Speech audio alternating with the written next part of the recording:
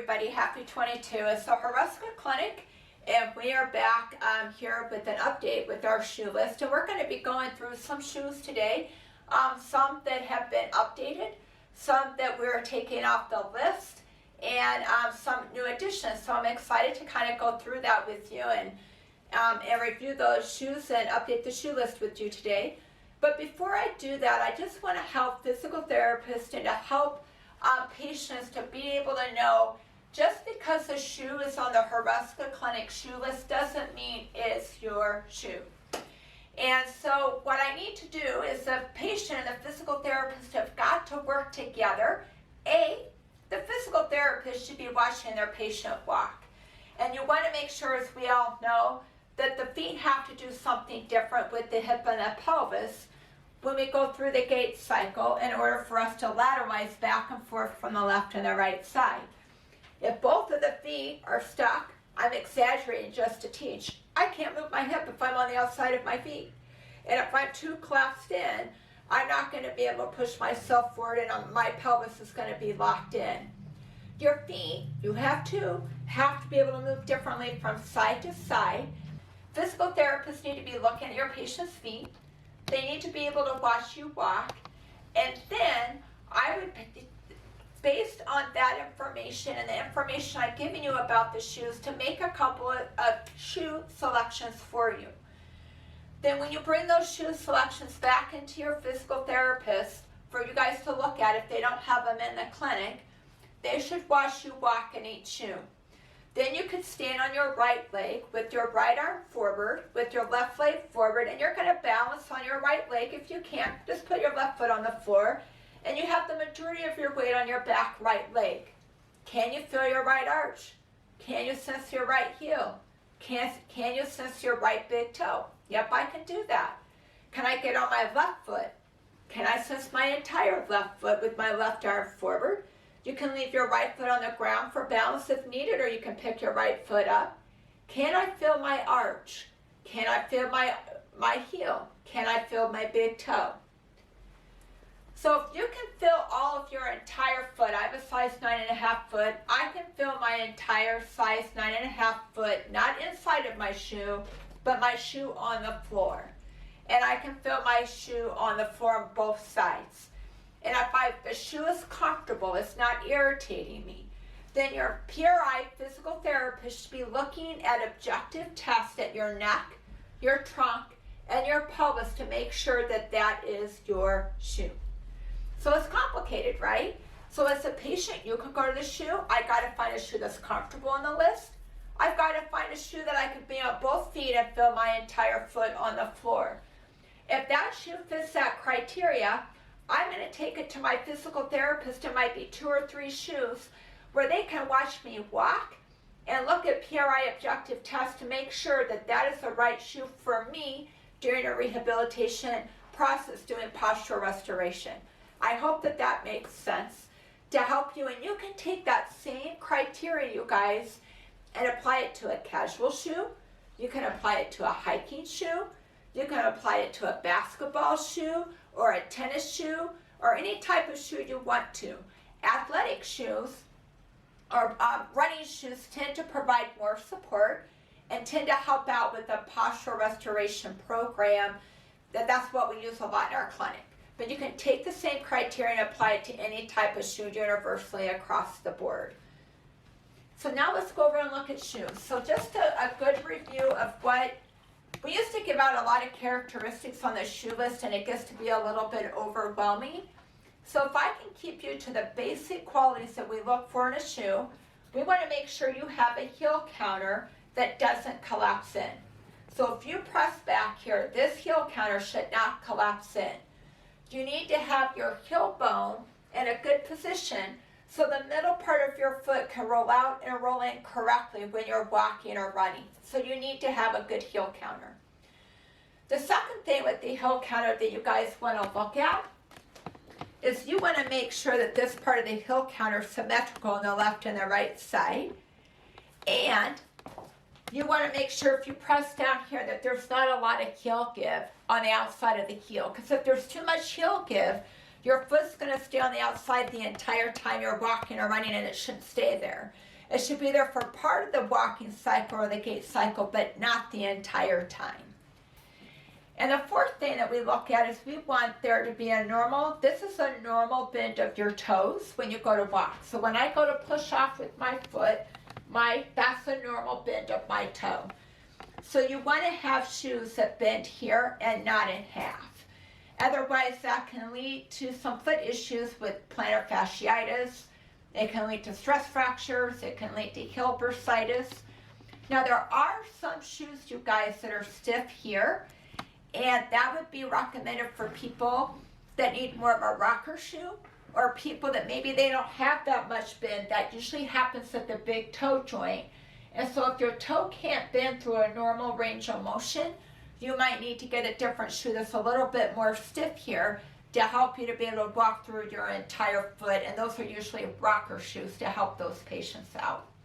So let's get to some of the shoes and some of the updates. So I'm going to go through our most popular shoes that we use here in the clinic. And the ASICS Cumulus 23 is not updating until this spring, until I think it's around May. And so the ASICS Cumulus 23 is still on our shoe list. What I do want to bring up with you guys, because this happened to me in the clinic, is the reason why we like the Cumulus 23 is you can see it fits all the four of the criteria that we went through before, but it has a narrow heel counter. So this shoe tends to work really well for people that have frequent rolling of their ankle or ankle sprain or an ankle fracture in their medical history, because this will provide a heel hug, and it will help the mid part of the foot to be able to roll out and roll in or supinate, pronate for physical therapists during the gait cycle. You can see how narrow this heel counter is if you compare it to this shoe. So if you have someone in your medical history that has a ankle history, I would probably aim to get in the Cumulus. The thing I want you guys to be aware of is that the Cumulus 23 has two types of the bast of the shoe, or the upper part of the shoe. This is made out of a mesh, but it also is made out of a knit material. And one of my patients got the 23 that I wanted him to get, but he came in with the knit version. And the knit version of the bast of the shoe is not going to control the foot inside of the shoe. So you want to make sure that the ASICS Cumulus 23 is the mesh material, not the knit material with the ASICS 23 Cumulus shoe. So I want to make you aware of that. I did not know it came in knit until about a month ago. The ASICS Nimbus, the ASICS Nimbus 24 is supposed to be coming out any day. ASICS has been saying that now for a couple of weeks, and it's still not in our local shoe store. So as soon as that comes in, I will go down and look at it, and I will update you. But that is the shoe on our shoe list that we like, because in the mid part of the shoe, there's a cutout on the sole of the shoe.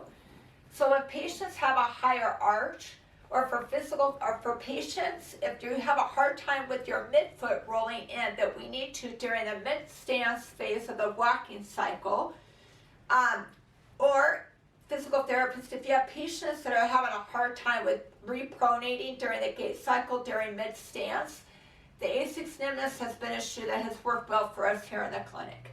So that may be a shoe to try with those patients. So as soon as I can look at the ASICS Nimbus when it comes out, I will let you guys know, and we'll update the shoe list, and we'll probably do a spotlight on the website. The ASICS Adrenaline 23 came out the end of December, first part of January. And this is a 23. It's still a great shoe. I think this is just a good overall for someone who has an average foot, just average, has a good heel counter. It has a nice guide rail system that goes around the heel and in here to help get a good heel hug, to help roll the foot in, to repronate. The 23 came out with this reinforced material on the back of the heel, which I really like. So I've had great luck with this not being one material with the bast of the shoe.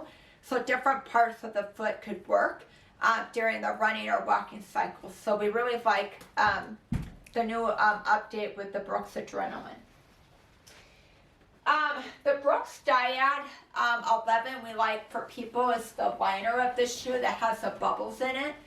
And the Dyad is not going to be updating this year. and neither is the Brooks Addiction if people need a little bit more support. So that shoe isn't changing, it's not updating this year, but I will tell you that they are not making any more of them either. So if you have a patient that needs a dyad or is currently in the dyad and they might need another shoe, you might want to have them go get a second pair, but they may be hard to find later this spring or earlier this summer. So that may not be a shoe that we might have access to with supply chain and logistics at this time. Another shoe I wanted to let you guys know, this went on the shoe list this last spring or this last fall, and the Brooks Glycerin was off the shoe list for a while and it came back on. It fits all the 4 criteria that we talked about, but I've been really liking this shoe for a rocker shoe for some of my patients. Usually if my patients needed a rocker shoe, I would have them get a Hruska, but the Hruska is really limited with the toe bend where this shoe is not. But what makes this a rocker shoe is you can see how the front part of the shoe kind of curves up. So if people are having a hard time rocking through their foot, going heel, arch, and toe when they walk, the Brooks Glycerin might be a great shoe to take a look at because it has the normal flexibility of the bend of the toes where the Hruska is more stiff. So if they aren't limited with their big toe or their first ray extension, or you don't have any flexibility with pulling your toes up, you might want to consider the Brooks Glycerin versus the Hruska. The Hruska is all I had with a good rocker shoe until this shoe came out. It has great cushioning. It has good control of the foot with the mesh material. But not to create confusion, there is a Brooks Glycerin, which is this shoe. And then there's also a Brooks Glycerin GTS, 2 different shoes. But the Brooks Glycerin GTS is also a great rocker shoe, but there's more lateral heel give with the heel. And we were concerned as a staff that if you put someone like me that's just average weight or a heavier person, they're going to stay on the outside of their foot. So you're going to see on the shoe list that you maybe want to consider for a lighter weight individual. And so, because it has too much lateral heel give. To be honest with you, we have not used it a lot in the clinic. I'm gravitating more to the Brooks Glycerin, not the Brooks Glycerin GTS. Okay, the next shoe I want to let you guys know is that the Brooks Ghost came off the shoe list. This is the Brooks Ghost 14. And this is a material that's like one-dimensional, and it is just not controlling the foot inside of the shoe. Especially the forefoot of the shoe, it's just all over the place. And so we just clinically, when our patients were coming in with it, objectively what we were seeing with PRI tests, we just weren't seeing enough goodness with the update with this shoe to keep it on the list. So that's why the Brooks Ghost came off of the shoe list. There might be a couple people out there it might work well with, but we are not having good luck with it clinically in our clinic. So the Brooks Ghost came off the shoe list, and that is why. The ASICS GT4000, they discontinued that shoe. So that shoe is no longer available, and that's why it's going to be off the updated list. They're not making it anymore. For those of you that like that shoe, something that you might want to consider is looking at the Saucony Echelon 8. And this is a shoe that Karen and Carrie from Minneapolis, thank you guys, for, wanted me to take a look at it. We looked at it as a staff. And it is a heavier shoe. It's built up more on the inside of the shoe. Which some people need. They need that more support that like the ASICS 4000 provided.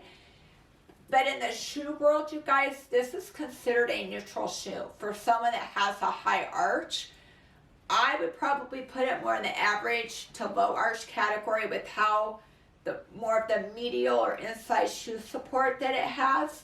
I haven't used it a lot in the clinic, but other people are having good luck with it. And for those of you that like the ASICS GT4000, you might want to take a look at the Saucony Echelon 8. There's also a Saucony Omni, and our shoe store currently doesn't have any in that I could look at that provides also this medial arch support, but might provide a little bit more support like the ASICS GT4000 as well. I would also have you guys consider maybe the Brooks Adrenaline if you like the ASICS GT4000 too. Is good for an average shoe. The Saucony Guide was a shoe that was on our list for a long time, and it does still have, you guys, a little bit, the heel counter was not desirable, but now the heel counter is nice and firm. You're going to see here how the heel counter is a little asymmetrical. It's built up a little bit on the inside of the shoe. But this might be good for someone that needs a little bit more medial calcaneal sense to roll their foot in to repronate. And so having this built up a little bit might help them at their heel bone to be able to repronate that midfoot and push off the big toe. So I'm going to put the Saucony Guide back on the shoe list. This was a shoe that was really popular 7 or 8 years ago. We had great luck with, and it works well for an average person. So you guys try it out, tell me what you think, but I just want to let you know that I would probably work with it with someone that needs more calcaneal eversion or medial calcaneal sense to help roll that heel in, to help roll the midfoot in if they need to repronate, push off their big toe, which we know we need a little bit more on the right side than the left. So just something to keep in mind, that a shoe that might help out with that clinically. Guess what? I can put New Balance back on the shoe list. New Balance had changed their heel counter a couple of years ago where their heel counter completely collapsed in. They completely went back with their heel counters, and now they're firm. So the heel counter is firm. They go up a little bit more vertically. They have a nice narrow heel counter. So this is the New Balance 860. This is the New Balance 880. Neutral shoe, maybe good for orthotics, more of an average arch shoe. So New Balance has been off the list for like the last year and a half, so it would be nice to have the New Balance to come back on, but they completely redesigned their heel counter and it doesn't collapse in. So before it would be firm here, but up here it was really soft, so that's why they're back on the list. Lots of information, you guys. So I hope that makes sense. If you have questions, let us know. We appreciate your time to watch the video, and we love it that you guys take a look at the list and utilize it clinically, or patients to take a look at it as well. Have a great day.